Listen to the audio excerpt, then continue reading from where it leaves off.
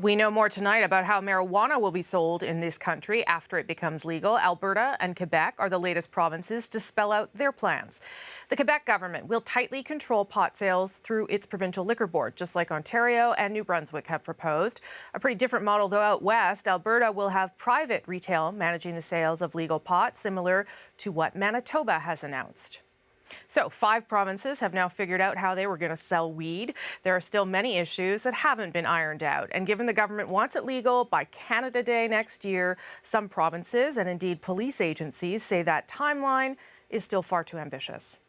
The legalization is done by the federal government of Mr. Trudeau. It's not a choice that we made. Quebec is one of the provinces urging Ottawa to push back the July 1st legalization deadline by a year, in part because it wants to know how the federal government is going to divvy up an expected hundreds of millions of dollars in new revenue.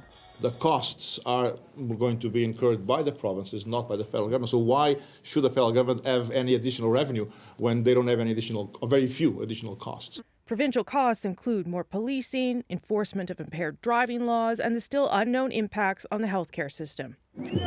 Provinces say the Trudeau government's deadline is artificial, but Ottawa is pushing ahead, arguing that any delay puts children at further risk and millions more dollars into the hands of organized crime. The urgency of getting this work done is based on what's currently happening to our kids in our communities today, and that the price of delay is unacceptable. As we mentioned, Alberta, one of 2 provinces that revealed plans for selling pot today. I spoke with the province's justice minister earlier tonight. Many provinces feel they can't be ready by that July 1st deadline. Why are you so confident that you can be?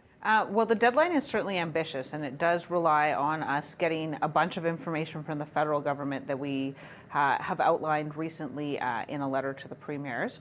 But I think, we sort of had a choice between either getting ourselves ready and aiming to be ready in time, or waiting for the federal government to impose their model on us. And I think that it was much better for us to move forward and impose a model that Albertans were comfortable with.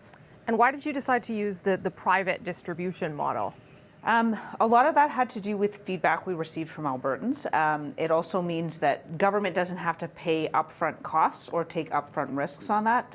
Here in Alberta, we don't retail anything, so we don't retail liquor, and we don't have sort of retail outlets for registries or anything like that. I know you've worked on this for a long time. You've done a lot of consultations. Is there anything, though, that you are still concerned about? I think we're still waiting on a number of pieces of information from the federal government. We would like to have reassurances in terms of the amount of supply, that there will be a sufficient supply there so that we can move the illegal market into the legal market as much as possible. And have you had any indication from the federal government that they can give you any of those answers soon?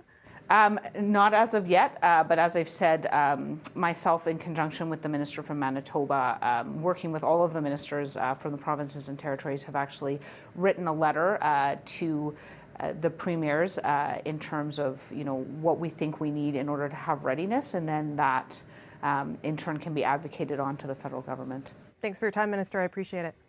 Thank you very much for having me.